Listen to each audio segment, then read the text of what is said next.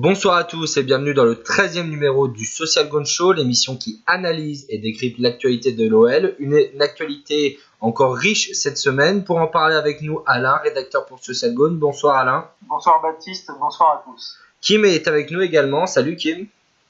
Salut Baptiste, salut à tous. Et il fait sa première ce soir parmi nous. Il est rédacteur Social Gone et fait partie de l'équipe. Sonny, salut Sonny. Salut Baptiste, salut tout le monde. Alors, en première partie, nous allons évoquer le match Lyon-Angers. Nous allons ensuite évoquer l'après-Genesio, car l'entraîneur lyonnais vient d'annoncer son départ du club en fin de saison. Et pour terminer, nous parlerons des féminines, qui sont sur une très bonne lancée en ce moment, avec une magnifique victoire en championnat contre le Paris Saint-Germain. Et un match aller en Ligue des Champions plutôt rassurant. Alors pour débuter, on va évoquer la rencontre Lyon-Angers. Les Lyonnais se sont imposés sur le score de 2-1 au Groupama Stadium avec un but de Memphis Depay à la 14e minute et un autre de Martin Terrier à la 39e. Touzard a réduit le score contre son camp à la 89e après une mauvaise relance d'Anthony Lopez. Alors Alain, qu'as-tu pensé de ce match côté lyonnais et est-ce que c'est rassurant ? Oui, j'ai trouvé plutôt rassurant dans le contenu, sachant aussi qu'on tient compte de l'adversaire, et donc Angers, c'est pas non plus une équipe qui ferme complètement le jeu, qui attend derrière et qui lance un ou deux comptes comme ça en espérant que ça passe. Donc plutôt rassurant dans le contenu, beaucoup d'occasions on aurait dû marquer comme souvent, hein. De toute façon c'est constant cette année, je pense 3 ou 4 buts facilement, enfin, en tout cas on a eu des occasions pour. Donc ce que j'ai trouvé moins rassurant forcément c'est la fin, c'est la boulette de Lopez qui est pourtant peut-être le meilleur cette saison, le plus régulier dans l'effectif et qui nous met un peu en difficulté alors que ce match on le maîtrisait largement. Donc oui, rassurant dans le contenu, mais on sent quand même la fébrilité toujours là dans cette équipe. Donc malgré tout, plutôt rassuré et surtout d'être parti sur une victoire, c'était très important sur toutes les autres en début. Kim, qu'as-tu pensé de cette rencontre ? Rassurant aussi, mais bon après c'est on retombe un peu dans le travers sur la fin du match avec ce but content, avec la relance de Lopez qui est pas du tout bonne. On a quand même pas mal de difficultés avec ces relances, on joue un peu avec le danger. Bon, on se rassure avec les 3 points. Maintenant il y a 5 journées et il va falloir les jouer à fond et en espérant revoir le Memphis qu'on a vu en fin de saison dernière pour pouvoir accrocher cette 3e place, voire la 2e, mais bon, ça va être compliqué. Alors après cette rencontre sur le site de Social Gone et sur notre page Twitter, nous avons placé Terrier, Aouar et Memphis en top et également Cornet, Marcelo et le capitaine Nabil Fekir en flop qui a été en grande difficulté sur ce match. Sonny, toi qu'as-tu pensé de cette rencontre et plus particulièrement des joueurs lyonnais après les 3 déconvenus de suite en championnat et en Coupe de France? Alors, tout d'abord, je trouve que c'est rassurant d'avoir pris les 3 points. Néanmoins, j'ai trouvé qu'à partir de la 75e, les joueurs, surtout du milieu et en attaque, avaient beaucoup de mal à s'élancer, à lancer l'attaque. Donc, ça rassure sur le point de vue comptable du fait qu'on ait pris les 3 points. Mais au vu de notre calendrier, en sachant qu'on va à Bordeaux, qu'on reçoit Lille, qu'on sera à Marseille, je trouve que sur le contenu, sur le fond et sur la forme des joueurs, ça va être très compliqué avec un Nabil Fekir en méforme et un Memphis qui loupe un quart de ses actions. Je suis un peu plus pessimiste que Kim et Alain sur ce coup-là. Justement, Nabil Fekir, qui a été un de ses grands flops de cette rencontre, a retrouvé sa place de titulaire au coup d'envoi de ce match contre Angers. Est-ce que Nabil Fekir il peut retrouver sa forme de début de saison et de ces derniers temps Alain, toi, qu'est-ce que tu penses du capitaine lyonnais ? Écoute, s'il la retrouve là sur les derniers matchs, je trouverais ça assez fort parce qu'il a quand même traversé un petit peu la saison comme un fantôme avec des phases de réveil sur les gros matchs comme à City, genre de son but et bon voilà. Ça c'est le Fekir qu'on connaît et qu'on aime et qu'on a envie de retrouver.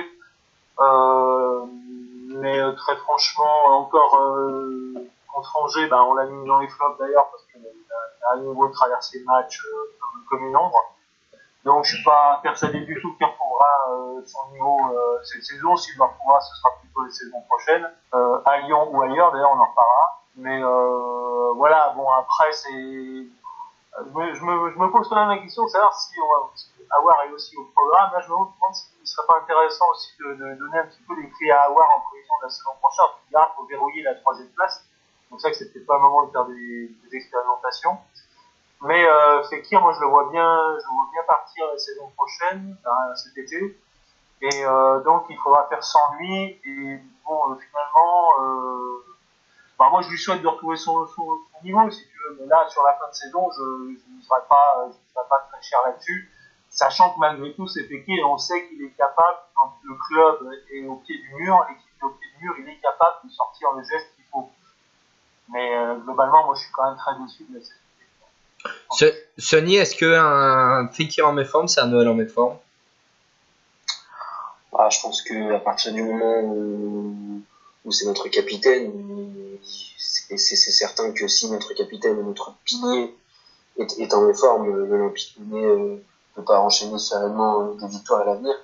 Après, néanmoins, il faut quand même remettre dans son contexte la fin d'été de Nabil Fekir, donc une Coupe du Monde, un transfert presque conclu à Liverpool. Quand on voit la saison Liverpool, on peut se mettre à la place de Nabil Fekir et se dire qu'il a finalement peut-être raté une partie, un coche dans sa carrière. C'est-à-dire que s'il avait été transféré à Liverpool, on est dans du conditionnel, hein, mais s'il avait été transféré à Liverpool, il serait en demi-finale, peut-être champion d'Angleterre. Et là, finalement, il se retrouve dans un contexte plus difficile, où il se blesse en milieu de saison, où lui, on a du mal, lui, on a du mal. Et puis, moi, j'ai un problème avec Nabil Fekir et l'Olympique Lyonnais, c'est que on le place dans une situation de facilité, où même quand il est pas bon, on le laisse sur le terrain. Un peu comme l'a connu Maxime Gonalon, c'est-à-dire c'était vraiment un joueur bon en devenir, qui avait une marge de progression incroyable, et qui, quand on l'a installé, qu'on lui a donné le capitanat, petit à petit, il a régressé, il s'est installé sereinement, sans avoir peur que quelqu'un prenne sa place. Donc je pense que là est le problème, il faut lui mettre de la concurrence à son poste, et vraiment lui faire comprendre que c'est le capitaine, et s'il est mauvais, l'Olympique Lyonnais peut s'en sortir, et on a d'autres joueurs qui peuvent prendre sa place. Après le flop de cette rencontre, on va évoquer le gros top de cette rencontre qui est Oussem Aouar, peut-être le nouveau Nabil Fekir de l'Olympique Lyonnais. Il a touché 136 ballons dans cette rencontre, ce qui est un record de carrière pour le jeune milieu de terrain offensif lyonnais. Est-ce que Aouar va rester cet été et prendre les clés du camion dès la saison prochaine, Kim? Ce serait bien. Ce serait bien. Là, c'est vrai qu'Aouar, il a été un petit peu moins décisif et un peu plus transparent, je dirais, sur les dernières journées. Et là, il arrive contre Angers, il fait un match juste hors norme. Ça prouve quand même que c'est un bon garçon et qu'il a, je veux dire, de la magie du pied, quoi. Il a fait un énorme match, rien à redire là-dessus. Après, ce serait bien qu'il reste encore une saison avec nous. Maintenant, quand on voit tous nos joueurs qui ont quand même bien progressé avec Noël, j'ai peur qu'on perde des talents clés comme Aouar. Je dirais qu'on perd de l'assurance pour la saison prochaine. Maintenant, il faut voir qui peut être aussi intéressé par Aouar. J'avais entendu 2-3 000 clubs, mais sans trop grand intérêt pour lui, mais il faudrait voir par la suite. Alain, que penses-tu du retour en forme d'Oussem Aouar? Une très très bonne nouvelle, surtout que pour rebondir sur le cas Fekir, lui il est bien revenu, il nous a montré le meilleur de ce qu'il savait faire contre Angers. Quant à savoir s'il va rester, très franchement, moi je n'imagine pas un départ de Aouar là cet été. Ce serait vraiment se tirer une balle dans le pied. On l'a pas encore totalement exploité tout son potentiel. Je pense qu'il a encore une marge de progression assez importante. Et clairement, s'il y a un joueur sur l'effectif actuel autour duquel on doit construire pour la saison prochaine, moi, je choisirais volontiers Aouar dans ce rôle-là. Et puis, en plus, ça va aussi beaucoup dépendre du coach qu'on aura. Genesio Sandra, on va en reparler aussi. Mais Aouar, je pense que si on a un coach un peu sexy, il y a moyen aussi de retenir des joueurs comme Aouar et d'autres qui, ça dépendra aussi des offres qui vont tomber, mais la priorité, je pense, pour le club, c'est plus entre guillemets, de se débarrasser des joueurs dont il est plus certain qu'ils sont partants, les gens qui devaient partir comme Fekir ou comme Memphis, qui fait régulièrement savoir qu'ils veulent aller voir ailleurs, des joueurs comme ça, peut-être le Dembélé aussi, je sais pas, on verra. Mais Aouar, clairement, pour moi, c'est pas un partant. Donc j'espère qu'il va rester, qu'il va nous régaler encore, comme il a fait l'été dernier. On va évoquer maintenant les objectifs de fin de saison pour l'Olympique lyonnais. Pour rappel, l'OL est 3e au classement, bien sûr, derrière le LOSC et le PSG qui a été sacré champion de France ce week-end. Les Lyonnais sont à 6 points de Lille et sont à 3 points devant les Stéphanois 4e. Alors, quels objectifs pour les Lyonnais en cette fin de saison? Faut-il viser une 2e place ou plutôt maintenir et sauver la 3e place devant des Stéphanois et des Marseillais qui courent aux trousses des Lyonnais? Sony, que doivent faire les Lyonnais et quels doivent être leurs objectifs? On est obligé d'assurer économiquement cette 3e place, sinon ce serait une catastrophe économique comme l'a pu dire à de nombreuses reprises Jean-Michel Aulas. Et elle peut être, je te coupe, elle peut être qualificative en Ligue des Champions, cette 3e place. C'est ça, elle peut être directement qualificative dans un contexte où le gagnant de l'Europa League est directement qualifié en Ligue des Champions dans son championnat. Néanmoins, je trouve ça encore triste, alarmant à 5 journées de la fin de se poser la question, est-ce qu'il est plus probable qu'on assure la 2e place ou est-ce qu'on doit assurer notre 3e? Quand je vois les effectifs des équipes qui sont derrière et donc l'équipe hormis le PSG, on a largement notre place à la 2e place. Et après, au niveau du calendrier, j'ai bien peur que on va devoir assurer tant bien que mal la 3e place plus que viser la 2e.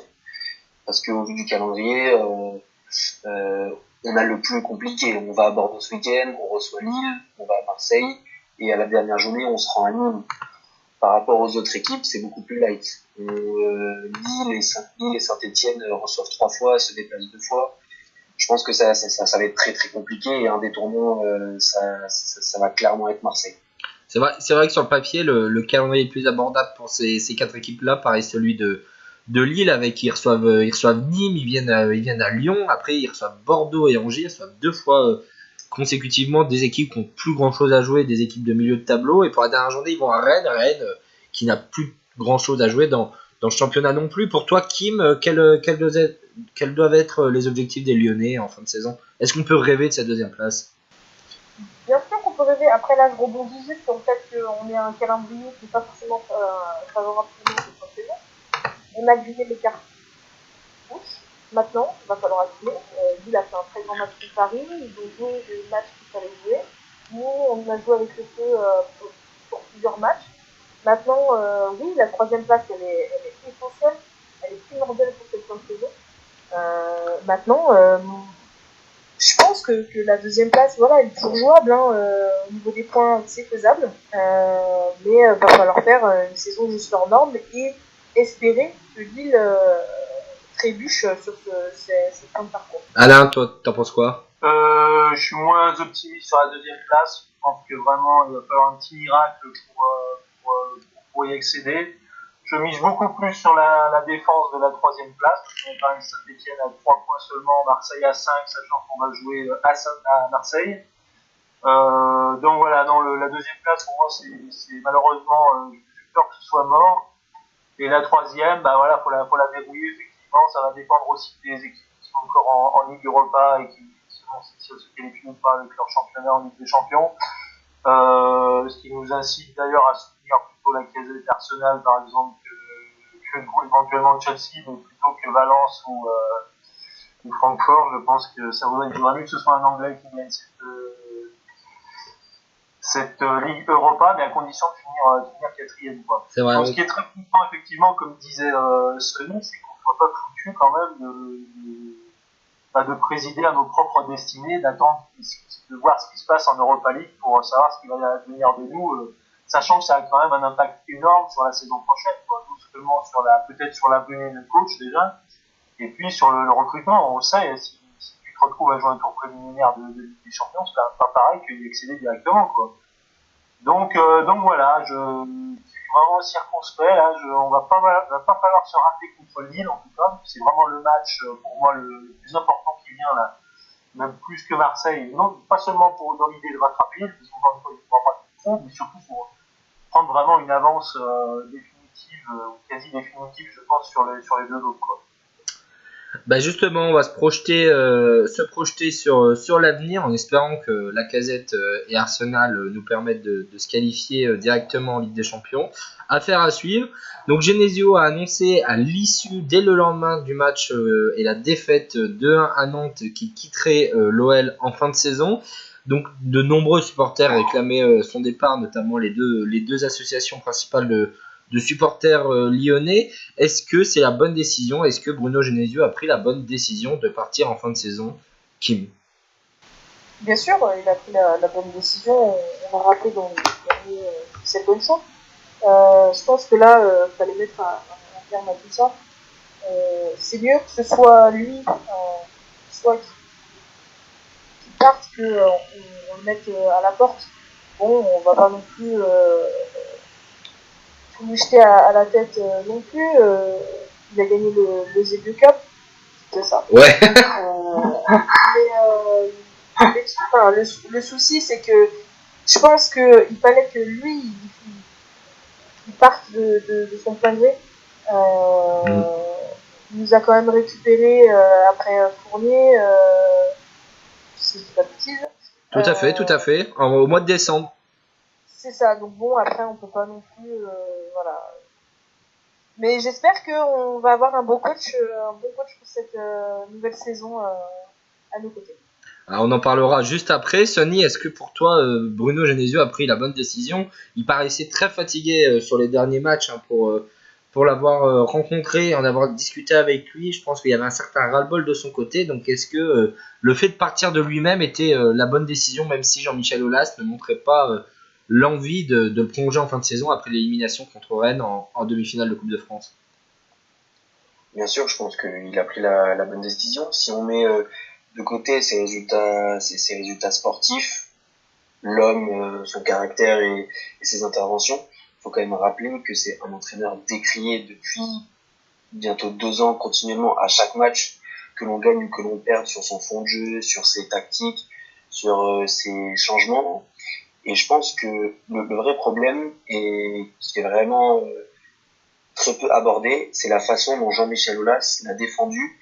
Et je pense que il est là le problème, parce que les supporters lyonnais se sont sentis arnaqués d'avoir un entraîneur qui est continuellement défendu alors que visiblement les résultats n'étaient pas là.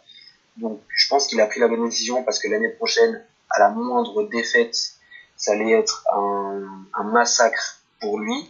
Et je trouve, et très très très très humiliant pour tous les supporters lyonnais, que sa clause de prolongation, c'était une victoire contre Rennes en coupe à domicile et une place sur le podium qui, au moment où le contrat, le deal avait été conclu, était vraiment utopique. C'était presque impossible qu'on sorte du podium. Donc je pense que c'est le destin. Pour moi, je vois ça comme le destin. Il a perdu. Faut qu'il s'en aille. Faut quand même rappeler que sous Genesio, c'est 94 victoires, 35 nuls et 43 défaites. C'est pas le palmarès, pas la moyenne d'un coach qui peut continuellement s'installer à l'Olympique Lyonnais. Après, pour en revenir sur ce que tu évoquais, la clause de contrat pour la prolongation, je pense que Jean-Michel Aulas aussi communique bien ce qu'il veut. On sait le grand communicant qu'il est. Et en cas de tout autre résultat, il aurait pu nous communiquer toute autre clause. Donc je pense qu'il faut rester vigilant aussi là-dessus. Pour toi, Alain, est-ce que Bruno a pris la bonne décision? Oui, il a pris la bonne décision, même si c'est une décision un peu à la suite de son plein gré, j'ai envie de dire. Oui. Parce qu'il avait quand même, on se souvient de son petit sourire quand les médias lui avaient demandé il y a quelques semaines si il savait ce qu'il avait décidé avec le président. Il avait répondu qu'il savait ce qu'il attendait, quoi, en gros. Donc on pouvait penser qu'il allait être prolongé, ce qui, a posteriori, moi, me paraît complètement irréel, surréaliste, tout ce qu'on veut. Après les 3 années qu'on vient de vivre, qui sont 3 années quand même d'objectifs ratés, de de gestion, c'est de la gestion d'effectifs qu'il a fait. Il n'y a pas, j'ai déjà dit dans ses missions, mais il n'y a jamais eu de plus-value Genesio, il n'a rien apporté à l'équipe. Fondamentalement, les jeunes, 4 traits dans la première saison, quasiment, on dire qu'il lance les jeunes, mais bon, moi je les ai pas vus sur le terrain.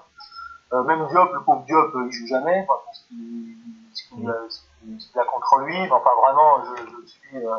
Il aura joué à City. Comment ? Il aura joué à City. Ouais, voilà, mais bon, oui, il pourra le mettre sur son CV, mais, non, mais voilà, c'est pas très sérieux, c'est pas moi ce que j'attends d'une gestion, de vraie rotation dans l'effectif. Et pour ce qui est de l'intégration aussi des jeunes, je suis un petit peu déçu à ce niveau-là. Après, la bonne décision, ouais, enfin voilà quoi, c'est une décision vraiment contrainte et forcée, c'est pas la décision de départ.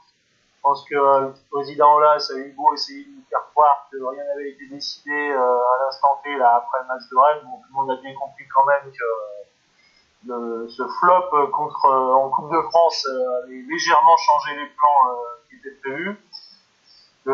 Donc voilà quoi. Mais encore une fois, si on essaye de se projeter et d'imaginer que ça aurait pu être prolongé, pour moi c'est totalement hallucinant de faire 4 ou 5 ans quand tu t'appelles l'Olympique Lyonnais avec Genesio, avec le rendement qu'il y a sur le terrain et puis toujours pas de titre, hein, donc on est quand même le deuxième budget de ce championnat. Il est là le souci, je pense aussi, c'est le problème d'absence de titre. On est troisième, on a fait déjà troisième ou quatrième, je sais plus, derrière Nice là, une saison, il y a pas si longtemps, il y a 2 ans je crois. Donc c'est quand même le niveau d'exigence du club, il a sportivement, alors, économiquement il est certainement très très bon, les exigences de club, alors sportivement il avait quand même vachement baissé quoi. Faut se contenter d'un coach de cet acabit-là pour mener l'équipe. Bon après pour rebondir juste sur ce que disait Sonny juste avant, je suis pas surpris que Aulas il défende Genesio. Aulas, franchement, on a publié l'autre jour là un petit stats sur les entraîneurs à l'OL. C'est quand même l'un des présidents qui défend le plus ses entraîneurs, quels qu'ils soient, d'ailleurs pas seulement Genesio, mais Mutuel, qui était au moins aussi décrié que Genesio, si ce n'est plus, parce qu'il n'avait pas le bonheur d'être lyonnais. Il en a pris plein la gueule, et il est quand même resté 3 ans. Il avait une demi-finale de Ligue des Champions à son équipe, ça fait c'est quand même un petit peu dans la balance. Mais Aulas a toujours défendu Puel jusqu'au dernier moment, quoi. Et je pense que ce sera toujours comme ça. Aulas, il encaisse les coups pour son entraîneur. Il est là pour ça. Depuis le temps, on le connaît. Donc moi, ça ne me surprend pas qu'il défende Bornicus Genesio. Ce qui me surprend plus, encore une fois, c'est que le board ne décide pas quand même qu'il est temps de changer un petit peu, de mettre un petit peu de sang neuf dans cette équipe, y compris à sa tête, et de changer l'entraîneur. Donc voilà. Un scénario assez hallucinant pour moi, c'est qu'il est fait contre Rennes, qui finalement décide de l'avenir du club. C'est vrai que c'est quelque chose qui me laisse pantois. On suivra avec attention les 5 derniers matchs de Bruno Genesio sur le banc de l'Olympique Lyonnais, et notamment les adieux que vont lui faire les supporters, qui ne risquent pas d'être très amicales sûrement. Alors, mais qui pour remplacer Bruno Genesio sur le banc de l'OL la saison prochaine? Plusieurs noms ont circulé, plusieurs rumeurs, avec la plus insistante, celle de Laurent Blanc, mais aussi celle de Gallardo, celle de Rafael Benitez, celle de Mourinho, celle de Patrick Vieira. Il y en a eu plein, mais quelle serait la bonne solution et le bon entraîneur pour entraîner l'Olympique Lyonnais la saison prochaine, Sonny? Alors, personnellement, je suis pas très joyeux ou même content de tous les noms qu'on peut voir circuler, parce que quand on regarde, il y a beaucoup de super entraîneurs étrangers qui sont disponibles, et je pense que se cloîtrer sur des œillères faire un entraîneur français, c'est bête. Après, c'est la philosophie de Jean-Michel Aulas qui veut pas prendre de risque.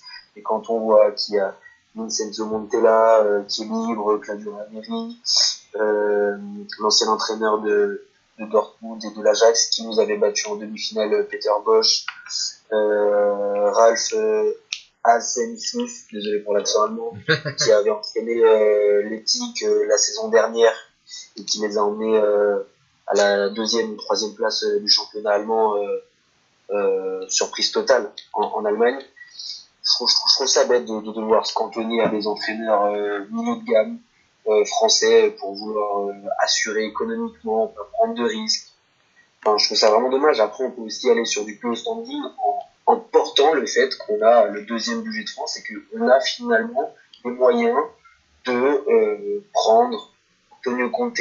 C'est cher, nous sommes d'accord, c'est un risque financier, c'est peut-être comme un transfert de joueurs, mais à un moment donné, si on veut passer un palier, il faut prendre un risque, ou sinon prendre le virage de devenir un club moyen de Ligue 1, d'assurer tous les ans la 3e ou 4e place, d'espérer une qualification dans les poules de Ligue des Champions. Après, c'est la philosophie de l'AS qu'il faudra voir cet été. Et pour moi, cet été va être un grand tournant pour l'Olympique Lyonnais. Kim, très rapidement, pour toi, quel est le favori sur le banc de l'OL pour la saison prochaine? Et qui aimerais-tu voir, tout simplement? Moi, j'aimerais bien voir Ranieri. On en a parlé en plus sur le JSD la dernière fois. Ranieri, ce serait un grand nom. Après, Blanc, ouais, c'est vrai que je suis réticent là-dessus. Olas doit rencontrer Laurent Blanc cette semaine, d'ailleurs, Prouvé l'a annoncé dans son édition du jour. Alain, pour toi, est-ce que Laurent Blanc serait la bonne solution ou quelqu'un d'autre? C'est une solution qui peut être sexy, justement. Je disais tout à l'heure, il faudrait peut-être un entraîneur sexy aussi pour retenir certains joueurs, on pourra en faire venir d'autres qui soient aussi sexy. Donc Blanc, pour moi, c'est intéressant. Il y a toujours cette interrogation quand même de ce que peut valoir Blanc sans Gasset, parce qu'on n'en sait rien. Il viendrait peut-être avec Franck Passy, son adjoint. Ouais, donc c'est quand même pas la même affaire sur le papier en tout cas. Donc à voir, Blanc, pourquoi pas, donc ça ne fait pas grimper au rideau, très franchement, mais bon, à choisir, c'est toujours mieux Genesio, ça c'est dit. Ensuite, Vieira, je pense qu'il va rester à Nice. La rumeur Gallardo, j'y crois moyennement, mais pourquoi pas, je pense qu'il parle quand même un peu français, parce que Sonny parlait des entraîneurs français, mais il y a aussi des entraîneurs qui parlent français. Ranieri, il parle français. Moi, je serais pas contre aussi Ranieri. Hervé Renard, il y a eu la rumeur aussi, je pense pas, parce qu'il va jouer la CAN avec le Maroc là, cet été, je ne vois pas laisser tomber son équipe juste avant la CAN pour venir à Lyon. Enfin, Mourinho, il parle français. Tout est possible. Ouais, Mourinho, il parle toutes les langues. Donc, quand il y a de l'oseille à se faire, il arrive à... pas de problème. Donc, non, mais Mourinho, très franchement, c'est un peu un délire qu'il y a eu dans les médias. Oui. Là, quand il y a une rumeur, très utopique. C'est-à-dire, s'il faut écouter qui est Fourvière et Saint-Jean, c'est pas la peine, quoi, tu vois. Et en plus, sans garantie de résultat, parce que Mourinho, ces derniers temps, c'est pas non plus le Pérou, il s'est fait dégager de Manchester, donc voilà. Après, il y a des noms un peu moins. Moi, je crois que j'en avais déjà parlé là, de Prodon sur ce podcast, qui a fait de bonnes stats avec Bruges. Il avait des stats qui étaient pas dégueulasses du tout, qui étaient à peu près équivalentes à celles de Le Gouen du OL. Donc, c'est-à-dire en pourcentage de victoire, c'était à plus de 50% de victoire. Donc, Prodon sur le papier, c'est sûr que c'est moins sexy que Mourinho ou même que Blanc. Mais voilà, pourquoi pas, après tout, il parle français, donc il n'y aura pas de problème à ce niveau-là. Donc voilà, je sais pas trop vers qui se jettera le dévolu là se jettera son dévolu, mais je pense de toute façon, là je serais un peu quand même, je vais positiver un petit peu, je pense qu'on va quand même aller vers du mieux à tous les niveaux, du mieux dans la gestion d'effectifs, du mieux dans le jeu qui sera proposé. Donc, rien que pour ça, j'ai hâte de travailler. Sonny, on va parler maintenant rapidement des joueurs susceptibles de partir cet été. On a parlé de Nabil Fekir, on parle souvent de Tanguy Ndombele, de Memphis Depay, même ces derniers temps de Moussa Dembélé qui intéresse fortement en Angleterre. Pour toi, quel joueur pourrait quitter l'OL cet été? Alors, je pense indéniablement que Tanguy Ndombele va partir vu toutes les offres qu'il a. Je vois bien également Di partir sur une grosse offre que le club ne retiendra pas.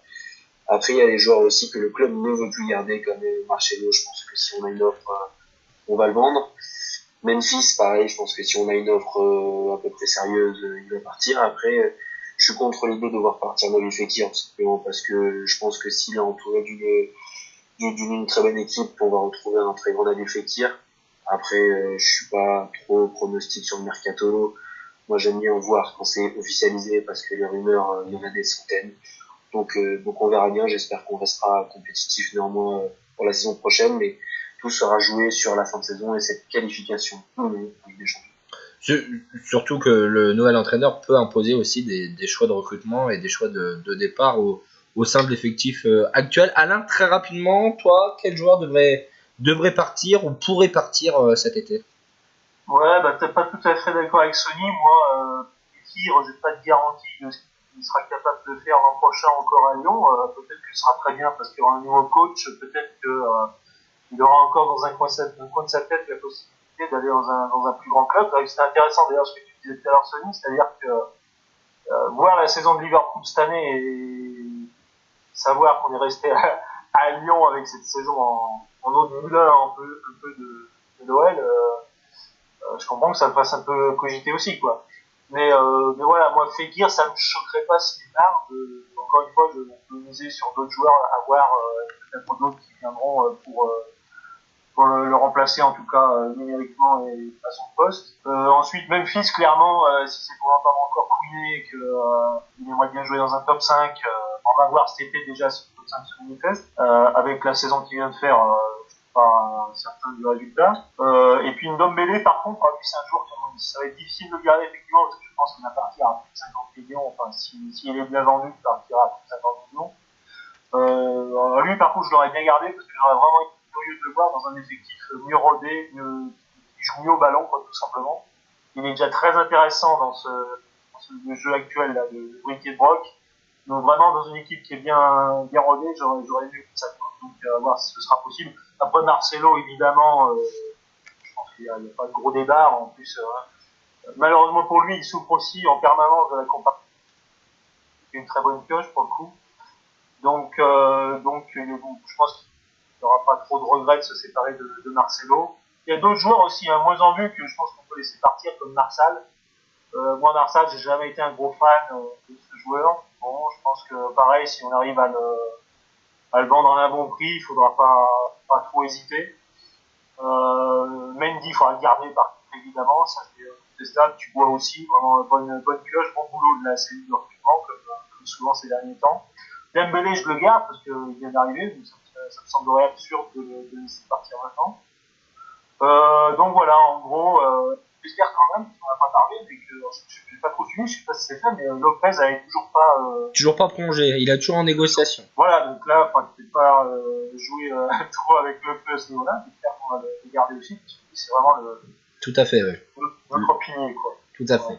Pour terminer cette émission, alors on parlera des garçons dans le prochain numéro, le 14e numéro du Social Gun Show. On va évoquer les filles avec notamment leur Manita face au Paris Saint-Germain, un match qui était décisif pour le titre de champion de France, avec 25 907 records d'un match en France de football féminin supporter au Groupama Stadium.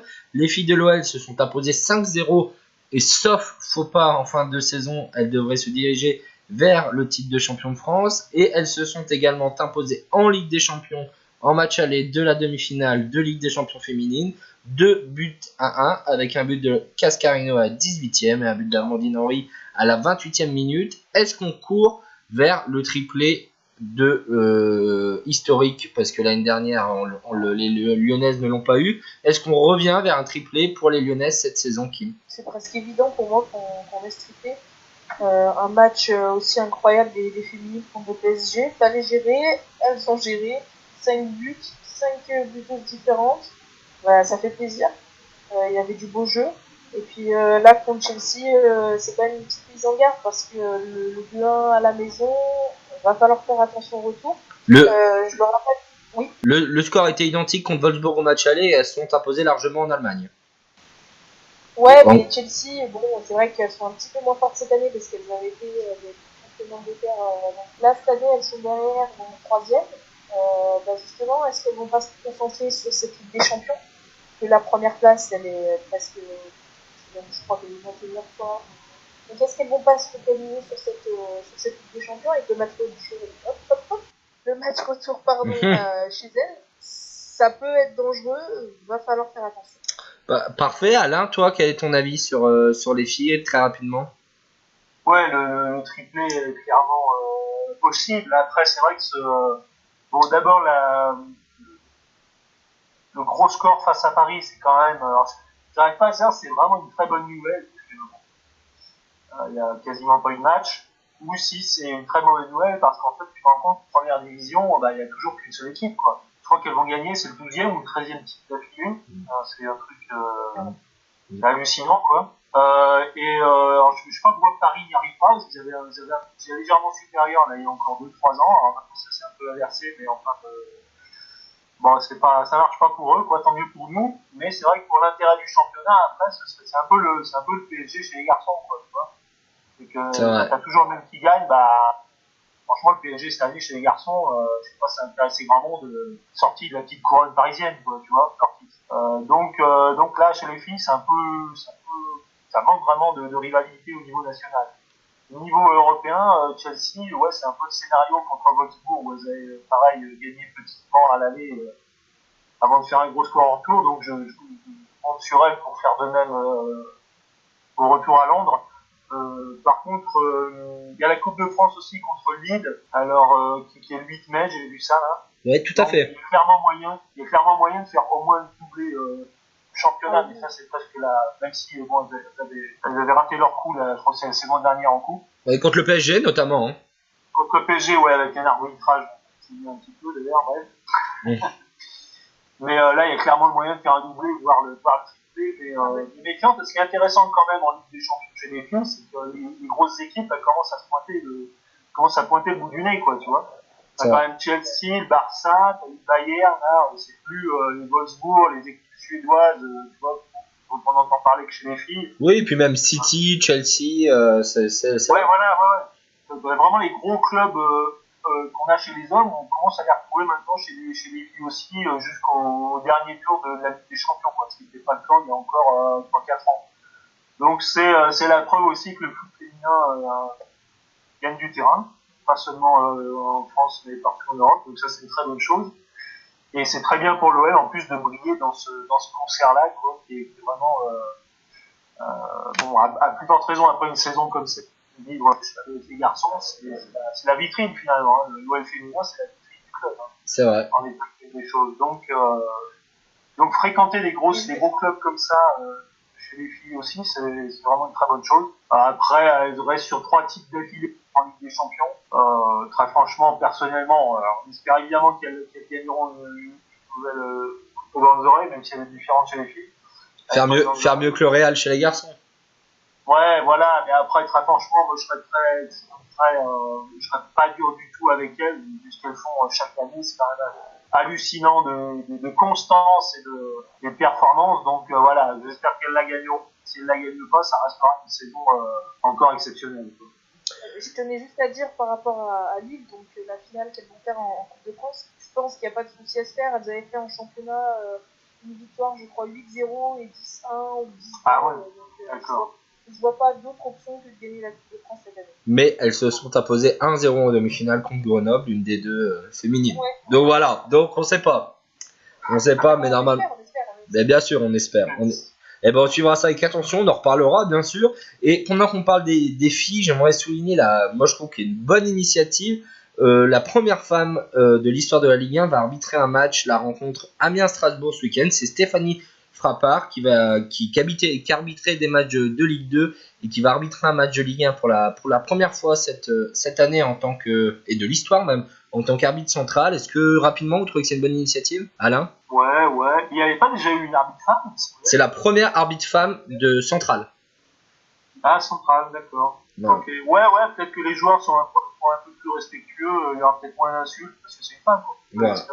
Kim, donc, Kim, ouais, c'est une expérience intéressante. Kim, ton avis en tant que femme et grande suiveuse de foot? Ouais, ça peut être hyper intéressant pour avoir peut-être c'est une mixité qui va apparaître. On voit chez les féminines des femmes, alors pourquoi pas des femmes aussi en tant qu'arbitre sur les terrains de Ligue 1 en France. Chani? Moi, je pense que au vu de l'arbitrage des hommes, bon, on aurait donné la place aux femmes. Après, je trouve que ça aurait dû être fait depuis un petit moment, cette mixité sur l'arbitrage central. Donc c'est parfait. Ça peut être.